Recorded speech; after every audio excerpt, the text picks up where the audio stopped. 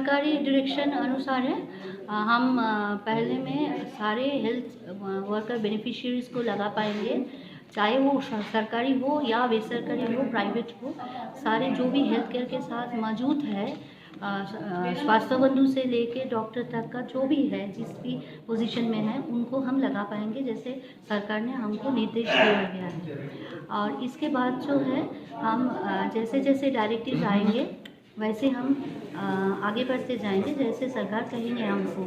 अभी के लिए सरकार ने ये एनटीएस वाला जो जहां हम अब खड़े हैं, ये सेशन साइट को अप्रूव किया है शुरू करने के लिए। और ये सेशन साइट में हमारा बेनिफिशियरीज लगभग 800 है। और उसके मुताबिक हम रोज़ 100 करके, सरकार के नियमानुसार 100 करके एक बेनिफिशियरी लिस्ट रेडी किए हैं। और हम इसलिए 9 डेज़ का सेशन वैसे रखे हैं। अगर इनमें से कोई ड्रॉप आउट हुआ तो उनके लिए 10th डे भी हम कर सकेंगे। और इस बीच में अगर सरकार ने हमको निर्देश दिया कि और भी जो सेशन साइट्स पहले चुना गया है उधर भी शुरू कर सकते हैं, तो हम उधर भी शुरू कर देंगे तुरंत। हम उसके लिए पूरा रेडी है। Good name please. आज जुन हाम्रो जिटिएवासीको लागि धेरै खुसीको कुरा हो। आजदेखि यो कोभिड भ्याक्सिन सुरु हुनेछ। यो हामीले अगाउतै भनिसकेका थियौँ। अनि कोभिडमा हामी पहाडवासी सबै युनाइटेड भएर लडेको थियौँ र धेरै सक्षम पनि भयौँ। अनि म कालिम्पोङै आएर आज यो कोभिड भ्याक्सिन कालिम्पोङ आएको मुख्य कारण चाहिँ जुन कालिम्पोङमा फर्स्ट पोजिटिभ डेट भएको थियो, अनि कोभिडले गर्दा कालिम्पोङमा एकजनाको फर्स्ट लाइफ लस भएको थियो। त्यसबेला कालिम्पोङ धेरै प्यानिक भएको थियो। अनि हामी सबै मिलेर कालिम्पोङको मनोबल बढाउने काम गऱ्यौँ। हाम्रो म्युनिसिपल चेयरम्यान रवि भाइ, पुलिस डिपार्टमेन्ट, हाम्रो हेल्थ वर्कर, रिपोर्टर दाजुभाइहरू, सङ्घ संस्था, समाजहरू सबै हामी अगाडि आएर एउटा इक्जाम्पलको रूपमा सेट गऱ्यौँ। टिम भएर काम गर्दाखेरि चाहिँ हामी जस्तै चिजमा हामी लड्नु सक्षम हुन्छ भनेर हाम्रो पहाडवासीले देखाए। त्यति बेला सबै कोभिड वरियरलाई म यहाँबाट धन्यवाद दिन चाहन्छु। र आज यस भ्याक्सिन आज हाम्रो जिटिए एरियामा आइपुग्यो। अनि म वेस्ट बेङ्गल गभर्मेन्ट म्याडम सुश्री ममता ब्यानर्जीलाई पनि धन्यवाद दिन चाहन्छु, जो हाम्रो जिटिए वासीको लागि यो फ्री भ्याक्सिन प्रोभाइड गरिदिनु भयो। र उहाँहरूलाई पनि जिटिए वासीको तर्फबाट धेरै धेरै धन्यवाद दिन चाहन्छु। अनि मैले यो कोभिड भ्याक्सिन म प्रथम लगाउँछु भनेर मैले अनाउन्स पनि गरेको थिएँ। किन त्यस हाम्रो कोभिडको विषयमा धेरै चर्चा पनि भएको थियो, धेरै र्युमर पनि आयो। कोभिड भ्याक्सिन लगाउँदाखेरि धेरै मान्छेलाई इन्फेक्सन्स भयो के भयो भन्ने एउटा चर्चामा थियो, धेरै र्युमर्सहरू थियो। अनि मैले मान्छेको मनोबल बढाउनलाई मैले त्यो अनाउन्स गरेर आएको थिएँ कालिम्पोङमा। जब मेडिकल टिमहरूसँग म बसेँ, डक्टरसँग सल्लाह गरेँ, प्रिन्सिपलसँग सल्लाह गरेँ, किन उहाँहरू मेडिकल एक्सपर्ट हुनुहुन्छ मभन्दा बेसी। म त एउटा लिडर हो र मान्छेको मनोबल बढाउनलाई मैले अगाडि आएको हो। र उहाँहरूसँग बुझ्दाखेरि अहिले कोभिड भ्याक्सिन हेल्थ वर्करको लागि आएको रहेछ। अनि म्युनिसिपालिटीको हेल्थ वर्कर भयो, हाम्रो हेल्थ स्टाफहरू भयो, हेल्थको सबै कर्मचारी भयो, हाम्रो ब्लकको हेल्थको वर्करहरूको लागि आएको रहेछ। अनि अहिले कोभिड भ्याक्सिन यो पब्लिकको लागि सेकेन्ड फेजमा आउँछ। र मैले उहाँहरूसँग सल्लाह गर्दाखेरि, किन वर्ल्ड मेडिकल साइन्सले अप्रुभ गरेको भ्याक्सिन हो, यो हाम्रो देशले अप्रुभ गरेको भ्याक्सिन हो, यसमा हामीले सन्देह गर्ने काहीँ पनि देखिनँ। किन मेडिकल साइन्सले अप्रुभ गरेको भ्याक्सिनलाई हामीले सन्देह गर्नु मिल्दैन।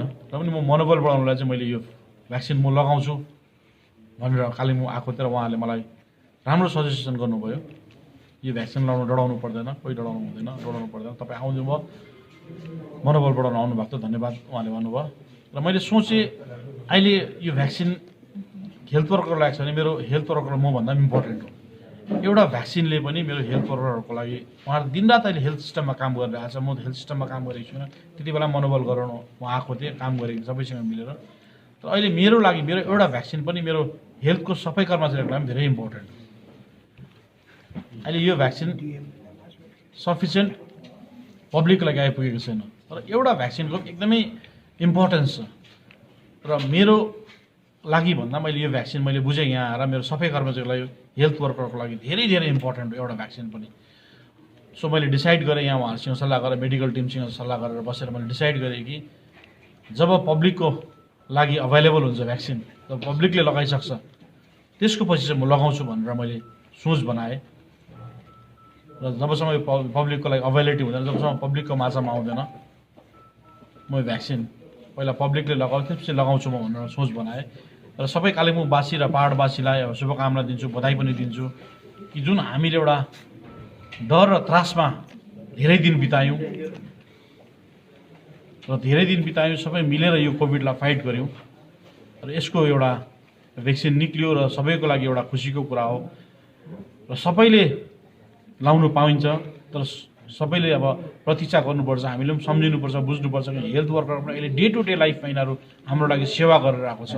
उहाँहरूलाई रेस्पेक्ट र अनर गर्नुपर्छ र उहाँहरूलाई प्रथम उहाँ जुन एउटा गभर्मेन्टले बनाएको क्राइटेरिया हामी सबै मिलेर फलो गरौँ र यो भ्याक्सिन सबै पब्लिकको माझमा आउँछ, त्यसबेला हामी सबै मिलेर यो भ्याक्सिन लगाउने म सबैलाई नम्र निवेदन गर्छु। धन्यवाद।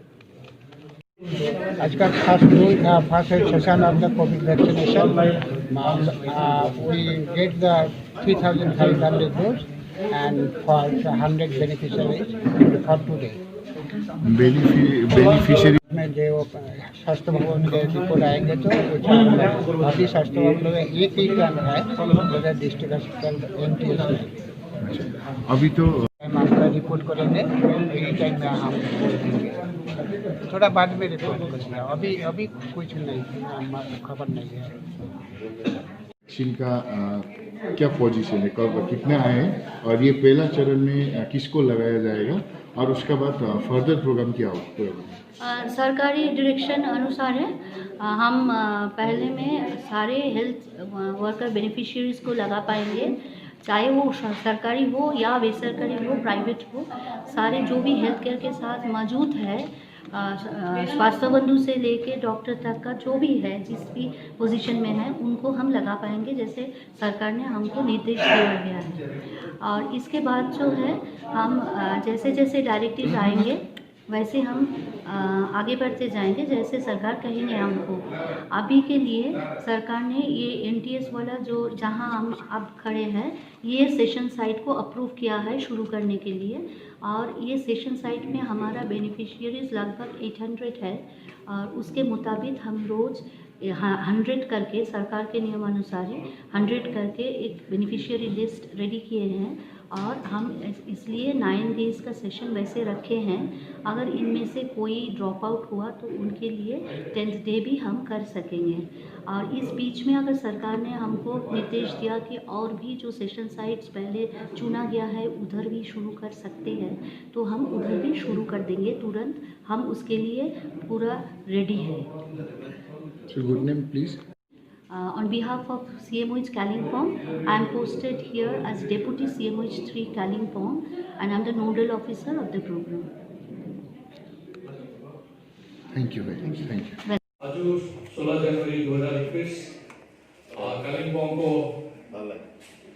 यस जिल्ला अस्पतालमा नर्सिङ ट्रेनिङ स्कुल केन्द्रमा भ्याक्सिनेसन कोभिड भ्याक्सिनेसन सुरु हुँदैछ। आज हामी यहाँ कालिम्पोङमा फर्स्ट डोज 10:30 मा दिँदैछौँ। This is a very auspicious day for us and symbolic as well, because we had the first unfortunate death related to COVID in Kalimpong in last week of March 2020. Because this is a formal occasion, we'll be starting with the health workers and COVID warriors. Later on, as per the government protocol and government instructions, we would be spreading this vaccination program to all others.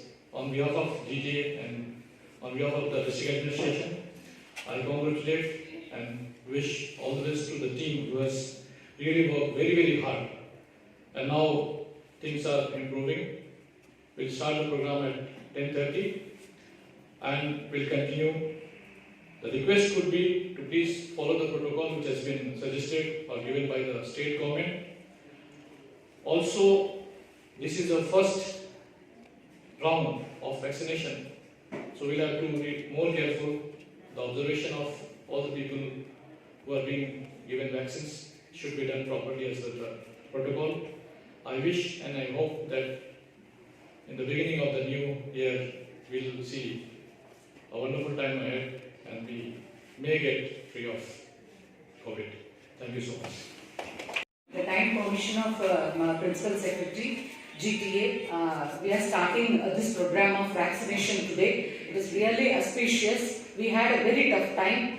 GTA and the health department along with the district administration, municipal authorities, the last 7-8 months how far we were working together is known to the people of Kalimpong. Now with the support of the health department, we are going for vaccination in our district. As already told by Principal Secretary Sir, we have to follow the protocol and gradually the vaccination, when it spreads, the immunity level increases in the society and will be having a very normal life very soon. Thank you so much.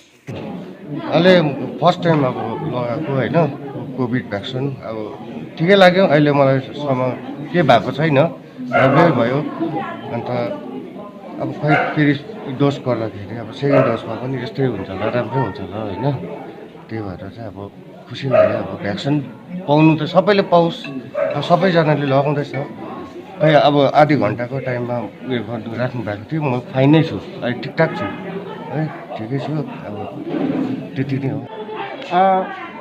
विशेष गरी यो आज कोभिडको जुन चाहिँ vaccine Covishield भन्ने vaccine यहाँ district हस्पिटलमा भारत सरकारले उपलब्धि गरिदियो हाम्रो लागि जति पनि हेल्थ केयर प्रोभाइडर्सहरूको लागि र म फर्चुनेट आफूलाई त फर्चुनेट लाग्दैछ म एउटा लकी हो मान्छे जसले चाहिँ यो भ्याक्सिन पायो र धेरै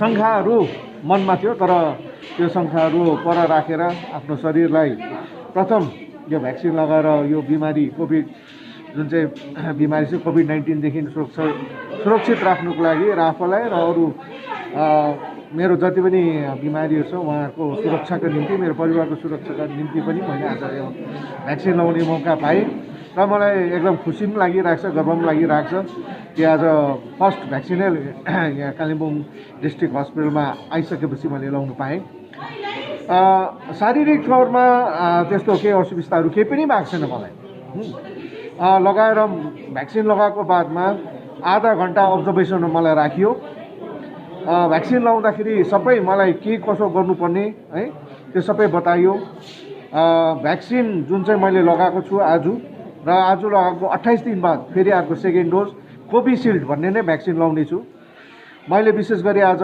0.5 ml डोज लगाएको छु देब्रे हातमा भ्याक्सिन लगाएँ भ्याक्सिन लगाएको जग्गामा हल्का अलिकति दुखेको जस्तो महसुस मात्रै भइरहेछ अरू केही पनि मेरोमा केही एडभर्स इफेक्ट भ्याक्सिन लगाएको बादमा कुनै रियाक्सन भनिन्छ त्यस्तोहरू केही पनि मैले महसुस गरेको छुइनँ म सुस्वस्थ छु कुनै शरीरमा केही असुविस्ता केही पनि भएको छैन र म आशा गर्छु सबैले नै यो कोभिसिल्ड भन्ने भ्याक्सिन भोलिन्टरी आएर लगाओस् भन्ने र आशा छ सबै कालिम्पोङमा पहाडमा साह्रै भारतभरि नै सबैले यो भ्याक्सिन पाओस् र यो भ्याक्सिन लगाएर आफूलाई कोभिड-19 बिमारीसँग सुरक्षित राखोस् भनेर आशा राख्छु